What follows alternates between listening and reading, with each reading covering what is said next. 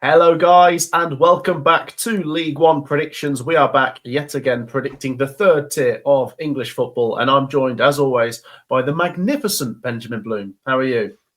Not very magnificent today. I'm going to go straight in with an apology. As you can hear, the voice went yesterday, and we'll get through this without my normal levels of volume and excitement. But yeah, it is coming back. But you forget, Matt, doing this YouTubey stuff, your vocal cords go, you're pretty screwed, aren't you? Honestly, I love the commitment, though, Ben. It is always. We keep soldiering on. And with that, we could do with some of your support, guys. Be sure to drop a like on the video and make sure to subscribe to both myself and Benjamin Bloom. This is the business end of the season, so your support would be appreciated. Ben did a brilliant video on League One last week, so do be sure to check that out. And he's also updated his championship predictions, so get involved with positive comments, guys. I know some people get a little bit touchy, don't they, Ben? Let's talk about League One, though, Ben. There was only, 7 games last week? It gave us a score of Matt 1, Ben 2.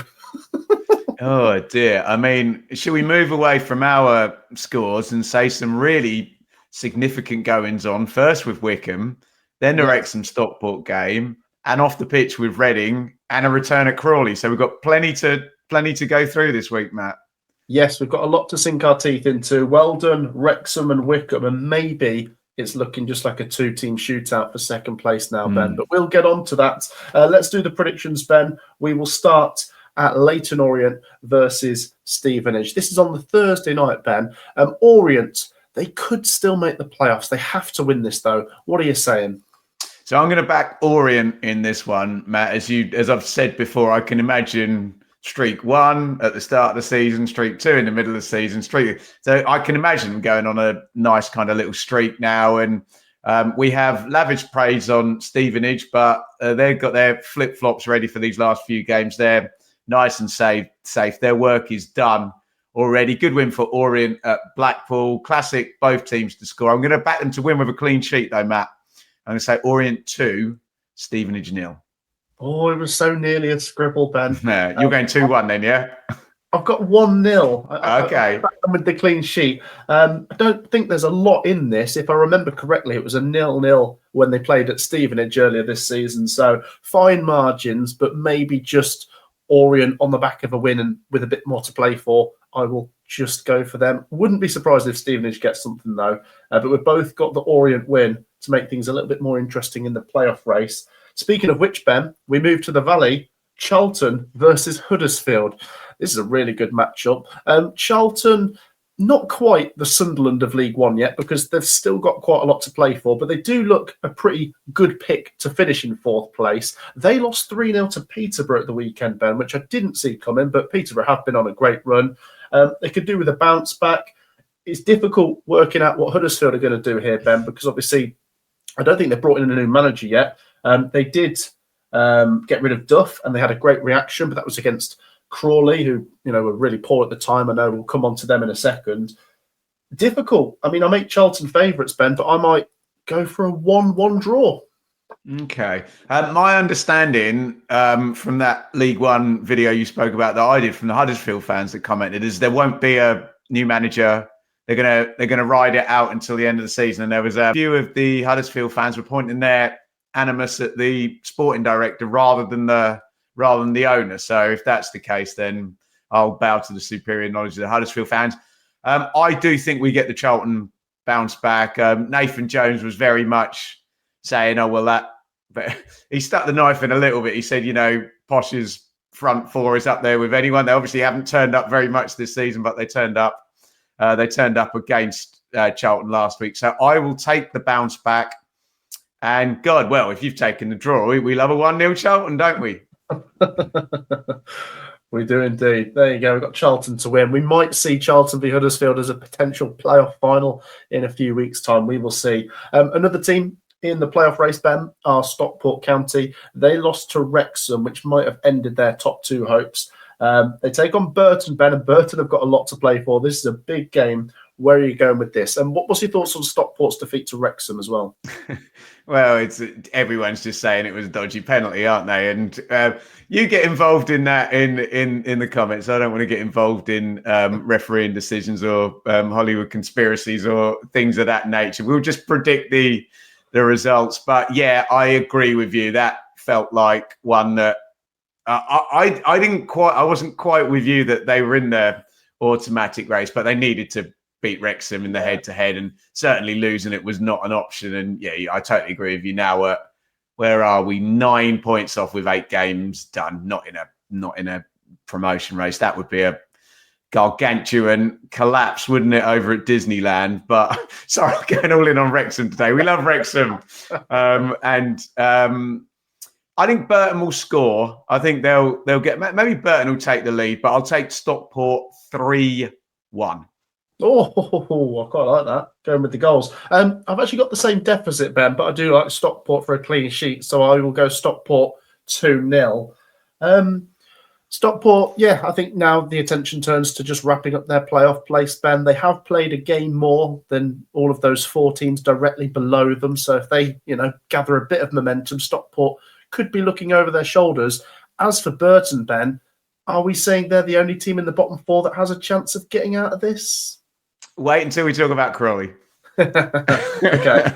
So we've got 2-0 and 3-1. Let's move on, Ben, to St Andrews.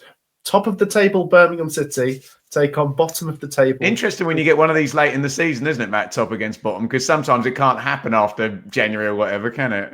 That is true. And we won't forget what happened when these two played earlier this season, when Shrewsbury actually beat Birmingham City 3-2. It's not going to be the same, is it, Ben? It's not going to be a repeat. Shrewsbury, I thought for a while that Gareth Ainsworth would maybe give them a fighting chance, but the form has really dried up. They're not scoring, and this fixture's horrible, isn't it? Maybe play Birmingham at the end of April when they're over the line, but when Birmingham still want to... Or close to that cup final, Matt. Yeah, that's a good point. I think that's 2-3 weeks away still. 5-0. Let's go for a bonus point. Wow. Oh, that's interesting. I contemplated doing something similar, but then we've just found Birmingham so brutally efficient and keeping clean sheets and scoring a couple of goals. So, being you've gone all in there, I'll sneeze. Oh, excuse me. And then I'll come in a little bit lower. I'll go Birmingham 3, Shrewsbury 0, and what have we got, Matt? 14 points. So we are close, aren't we? Once that goes 15 or more, that's five games they could go before the end of the season, Shrewsbury. Yeah, no, I agree. I mean, if I was trying to be maybe a little bit more sensible, I probably would tone it down a tiny bit. But I think myself and you have had this narrative that Birmingham are very good at grinding out the wins. And maybe when we get to March and April, they can step it up a bit and start hammering a few teams. I will go. And I think Chris Davies would argue they're trying to build a process that's going to work in the Championship, and in some ways not necessarily leaning into playing the more League One style football where, yeah, maybe they could be smashing in the goals. But I think Birmingham fans get in on that. I think they're trying to play the long game here and work on controlling games and playing a style of football that's maybe going to work at a level or 2 higher. Yeah, no, I agree. It's a very good point, actually. They've been very good. Easily the best team in the division. And won't be long until we're talking about them being over the line and back in the Championship. Ben, we go to Blackpool v Bolton. Is this a big game in the playoff race? I mean, for Blackpool, if they're going to make it, they have to win. For Bolton, they need to overtake Huddersfield. And Huddersfield got a difficult game this weekend, so Bolton will sense an opportunity. But Blackpool, Ben, very difficult to beat at Bloomfield Road. What are you saying? I'm going to try and remember your stat you gave to me about Blackpool drawing all the time. And I can't remember what it is, but Bolton have been a bit weird. We thought, here we go under Schumacher and then back-to-back defeats. I mean, you're right. There's a chance, but we're into Jim Carrey Dumb and Dumber territory with how much of a chance there is. So I'm going to maybe preempt the scribble, throw up 2 fingers and go 1-1. No, it isn't a scribble, actually, Ben. I think I was probably quite close to doing a 1-1. I'm going to go Blackpool 2-1. I'm just going to back them just to throw a grenade in there and try and get loads of teams bunched up around the playoff places. Impressive win for Blackpool away at Northampton last week. And let's have a look. It's 3 defeats at home all season. Well, if you're right about that, Matt, and Huddersfield might be a wild card because of the manager. Bolton are a bit hit and miss. We'll talk about Reading. Maybe 6th place is open. Maybe it's not stupid to count Blackpool in if they win, if there's that one place open. I don't know. Yeah. The only caveat against Blackpool is they have now played a game more than the 4 teams directly above them. But True. I don't know. I mean, I'm thinking that's projecting about 75 points to make the playoffs, Ben. Ben, I'm up first for Bristol Rovers v Mansfield. Okay, this is quite a big game, Ben. Mansfield have been slowly sleepwalking towards trouble. They did get a win last time out.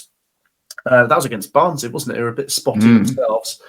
Bristol Rovers, Ben, lost to Crawley. So just when you think they might be safe, they're not quite safe just yet. So this is a really big one. I just like the home advantage with Bristol Rovers. I'm going to go 2-1 to the Gas. Yeah, and it feels like for our sakes doing this show, it was quite an important win that Crawley beat Bristol Rovers, because if that had gone the other way, okay, you can parlay then Northampton and Wigan into the conversation, but then you're maybe writing another team out of it. And I know the gap is still 6 points, but we are where we are, aren't we? I might throw another draw in here. I think both sides are probably going to survive, aren't they? If we're really, really honest about it. I know we'd love a great escape in it to go to the final day. So let's go for a bit of fun. Then we'll go Desmond. Oh, yeah, quite like that. Is that a good draw for both, Ben? Yeah, I think it might be. Do you agree? I think so. Obviously, draws are more helpful when you're above the bottom 4. When you're in there, you need the wins, don't you? Speaking of which, Ben, let's move on to Cambridge United, who only managed to draw against Barnsley. They conceded right at the end. That's a real killer there. We think Neil Harris is making them harder to beat, but in fact, they've actually lost the 4 games before that. They did have a mini bounce, didn't they? I think they won their first game under Harris. They did, yeah. Northampton, Ben, we think they're probably going to be okay, but they did lose to Blackpool, and a Cambridge win might just open things up. So where are you going? It's at Cambridge, so there is a chance, isn't it? Shall I back? Let's back Bomber. Go on. Let's just try and invent a relegation scrap that isn't probably going to exist. Cambridge 2, Northampton 1, and Cambridge winning in the 94th minute. Yeah. Oh, I'm kind of glad you've gone that way, Ben, because I've actually gone for Northampton, and I do need to catch up with the predictions, so I do need us to go in opposite directions. Cambridge 0, Northampton 1. Maybe a nail in the coffin for Cambridge. Nail in the coffin of this show if getting points get even bigger, yeah. I have enjoyed Northampton. I know they lost to Blackpool at the weekend, but before that, they've been on a little unbeaten run. So I'll just back the Cobblers to be different as well. Ben, here we go. Let's go down to St James's Park in Devon, Exeter City versus Wrexham. Ben, when you look at the top 2 race, I know we've said that Wycombe have slightly more difficult fixtures than Wrexham, but how are you measuring this? I mean, in a sense, Wrexham obviously have 3 points more, but they've played a game more. Wycombe could argue it's in their hands because they have the better goal difference in the game in hand. Is it going to go to the wire? I think it is, isn't it?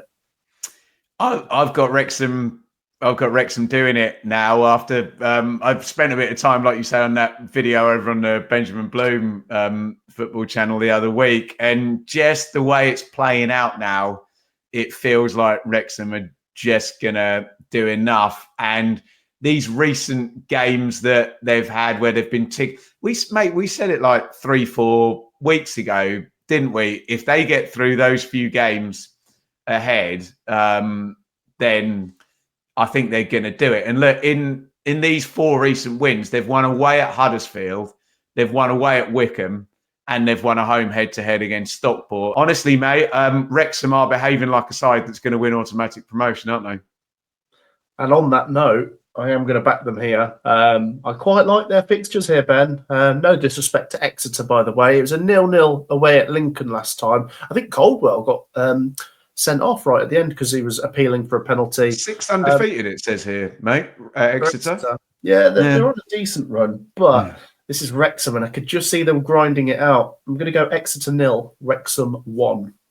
So that is a big, fat marker pen scribble on that one. I was even going to raise you. I'm just trying to wind the comments up now with an 89th minute penalty as well. But I think it's low margin. It is with Wrexham, isn't it? But they're set up in that way, Matt. Look at the possession stats. They don't have as much of the ball as half of their I'll have to check that. I think they're right down the league for possession. They don't need the ball, do they, when they've got 22 wins? I'll take a 2-1 then, but let it be known on the record, I had 1-0. Got 2-1 Wrexham then. Yeah. Wrexham fans, do share your thoughts. Are we going to see you in the Championship next season? It looks very likely. Ben, this is a really decent matchup. Reading versus Peterborough, because it's two teams in decent form at the moment. Reading very much in the playoff race. We do need to talk about them off the pitch in a second, of course. Peterborough United have flown away from the bottom four race, the bottom four scrap, should I say. It's not really a race. They don't move very fast. And then Peterborough do have the cup final coming up, so they want to keep this momentum going. Where are you going with this, and what's your thoughts on Reading at the moment? I mean, I think Dai Young, what was it? He has to sell up by the start of April, otherwise they could be expelled. It's horrible. Yeah, so I'll try and parlay my two answers together, because long-term watchers of my channel will know I have various little theories about why teams get relegated: size, bad luck, owners, and chaos. So I'm going to lean into owners and chaos here and suggest that Reading are now, no fault of the fans, no fault of the players, of course, but it's so distracting psychologically. Isn't it? I know we've seen teams kind of rally in these situations. I mean, Derby were pretty damn good, weren't they, when they had the double points deductions? But ultimately, it normally does for you. So I'm going to back Reading to drop away from the playoff race, and I'm going to back them to lose this game, and I'm going to go 2-0 Posh. And do you want my answer about Dai Young, or do you want to do your prediction first? No, go on. Carry on. Sorry. Well, you and I have been covering this for years and years now, and I mean, it's symptomatic of lots of problems in English football. And first is this idea that you have a wealthy owner that pumps a load of money in and then realises in the Championship, particularly with the mix of parachute payments down from the Premier League and FFP, that you can have more money than Jeff Bezos, but if you're not on the right side, nobody's got more money than Jeff Bezos. You know what I mean? But if you're not on the right side of your ability to spend it, it doesn't really matter, does it? And that, unfortunately, with people like Dai Young, makes them go, all right, then, screw it. I'm not asked anymore, and I'll take the money out. I'll stop spending. And, I mean, I don't want to upset Reading fans by saying this, Matt, but there's almost a business argument that you do what he's doing. You say, well, I've ploughed in enough. Let's try and minimise my losses on this. And if he doesn't particularly care about the asset, which if businessmen just care about the bottom line is kind of what businessmen do, then this is what you do. You try and sell if you can, but you're not particularly bothered, and ring fence the training ground and the stadium and get as much money out and all of that jazz. So the issue we always have with these stories, Matt, is this is not a coffee shop chain or I don't know what's gone into liquidation on the height of Top Man or Top Shop. This is something that's very, very important to people, more so than just a normal business. So it sucks. I can see it from all the angles. And also, Matt, I think it's a shame it's happened over such a long time, because, I mean, you and I covered Paul Ince going in at Reading and points deductions in that season, and then them dropping, and chaos last season with Sellers in League One, and they survive, and just seems to have been happening forever. And now we have this, right, mate, you're out in the next 30 days. But if this guy is as stubborn as we think he is, could they get suspended or expelled. So, yeah, it sucks. And I don't know the way out. And, yeah, the Reading fans, you have my full empathy and getting the comments and smarten us all up. No, yeah, well said, Ben. I think obviously after what happened to Bury a few seasons ago, there's alarm bells going off anytime a club's in peril. And like you say, it means a lot to the Reading fan base, and it's part of a community, isn't it, the football club? So it's horrible, especially as well, Ben, when they're in such a good position to make the playoffs. As soon as things look positive, it just turns horrible again. So on that note, what did you say? Did you go for Peterborough? I went 2-0 posh, yeah. Oh, do you know what? I'll go Reading then. Let's say, as you touched on, a bit like with Derby County, they're fighting against everything. Siege mentality, yeah. Siege mentality. 2-1 Reading. Right, let's move on, Ben, to the New York Stadium. Rotherham United versus Crawley Town. I'm up first here, Ben. I might steal your thunder because I think we're both going to go in the same direction here. A little narrative building. First of all, Rotherham mid-table. We've said not a lot going on. They did give Wycombe a decent game, but Steve Evans had all of his excuses after the game when they lost 3-2, of course. Crawley, they brought back Scott Lindsay, Ben. They beat Bristol Rovers 1-0. I'm going to back them to win this one 1-0. Can they do it? That's my prediction, 1-0. Well, mate, we need something down the bottom there. We had a little Burton surge, didn't we? You know, Shrewsbury and Cambridge look cooked, don't they? And they've all made changes now in terms of the managers, all the way up to Wigan. Basically, the entire bottom six have changed bosses. I'm right about that, aren't I? Although Crawley would argue not out of choice, because down the road from me here in Bedfordshire, he's come to do the MK job, and that didn't work out well. Being you've taken the Crawley win, I will take Crawley to have 103% possession and Crawley to draw this game 2-2 with Stevenage equalising from a late set play. Rotherham, by the way, Ben. Rotherham, it's because of Steve Evans. I'm thinking about Stevenage, aren't I? Sorry. Every time I said Stevenage, I can't separate Steve Evans from Stevenage and Rotherham now at the moment. But sorry, Rotherham fans. Great club. We love you. I got your name wrong. My bad. 2-2. I like it. Ben's going for a Desmond. Right, Ben, let's move on to Wigan Athletic versus Barnsley. Wigan certainly need a few more points to get over the line. We're looking at a point per game, maybe just over that to be safe. Barnsley, well, you got a last-minute draw against Cambridge, but they're 8 points off, Ben. I'm not quite sure if we're including them. They'd have to be consistent now. What are you saying? You're up first.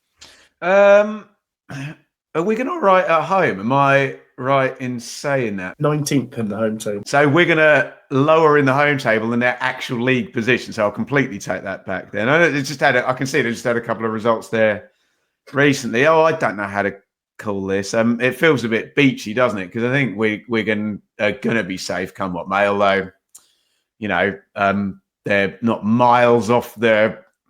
I don't even know how we categorise that next echelon that are 6 points clear above the line. But, oh, God. Could be anything, couldn't it? We'll go... I'm going to bore the hell out of you, mate. I'll go 1-1. I haven't got a clue, honestly. What are you saying? I am just going to back Barnsley. I'm going to go Wigan 1, Barnsley 2. Just once again, maybe to see a tighter playoff race, we'll get Barnsley to go and win. I don't necessarily trust them, Ben, but it does look like they are better away from home. So I will go with that to be the justification for them winning this. But I would not be surprised with your 1-1 draw there. Let us know your thoughts, Wigan and Barnsley fans. And then the final game, Ben, Wycombe Wanderers take on Lincoln City. Wycombe need to win, Ben. You know, the danger is if they don't win this and Wrexham do, the gap becomes 6 points or 5 points. So, got to win. They did win last time against Rotherham, 3-2. Lincoln 0-0 against Exeter. Lincoln are fairly decent for a goal, but I've got to back Wycombe. So I'm going to go Wycombe 2, Lincoln 1. Yeah, so the theory we're rolling with, Matt, is that Wycombe are going to keep winning, but then, mate, look at it. Huddersfield, Bolton, Orient away in a row, and the last 3 games are Charlton, Orient and Stockport for Wycombe. So our idea was either Wycombe are going to pull off a really heroic promotion here, or they needed to have a lead going into those last few games. So I think they're going to keep winning, but then it's going to kick in just before Easter. Really, just a horrible run-in for Wycombe, isn't it? But I'll back them for the win here. Mate, what score did you go for, sorry? 2-1. Yeah, I quite like that, actually. I'll go 1-0. Wycombe 1, Lincoln 0. Yeah. Maybe it'd be somewhat of a promotion heist now that the picture's maybe changed and Wrexham have become favourites based on fixtures and the extra 3 points on the board. But I've really enjoyed Wycombe this season, and I wouldn't be surprised if they'd snatch second place back. So I do think we could get a real grandstand finish for that. That wraps up the League One predictions, guys. A massive thank you for your support. Be sure to get your predictions down in the comments, and then I believe we are back predicting midweek next week for League One, so do get involved. Speaking of getting involved, make sure you've dropped a like and subscribed to myself and the amazing Benjamin Bloom. The first link in the description. And what can they find over there? Yeah, well, it's probably worth plugging that League One. I had a little look at the League One running. There has been a gain more of data now since I've done it, but certainly a good debate going on in there in the comments below. And yeah, really interested in the guys, Matt, replying today about 6th place. And you can literally pick one from about 4 for that. And here's your big question today. Have Matt and I, are we just going to be doing ridiculous beach ball predictions for anyone in the bottom 8 with like 5 games to go? Is relegation all going to be done by Easter is what I want to know in the comments. Yes, do let us know your thoughts. There is still quite a lot to play for. So, yeah, do enlighten us on what you think might happen in the final few weeks. Be sure, as always, to get your predictions in. And like I say, a massive thank you for your support, guys. We will be back with League One predictions next week. Take care, everyone. Peace out.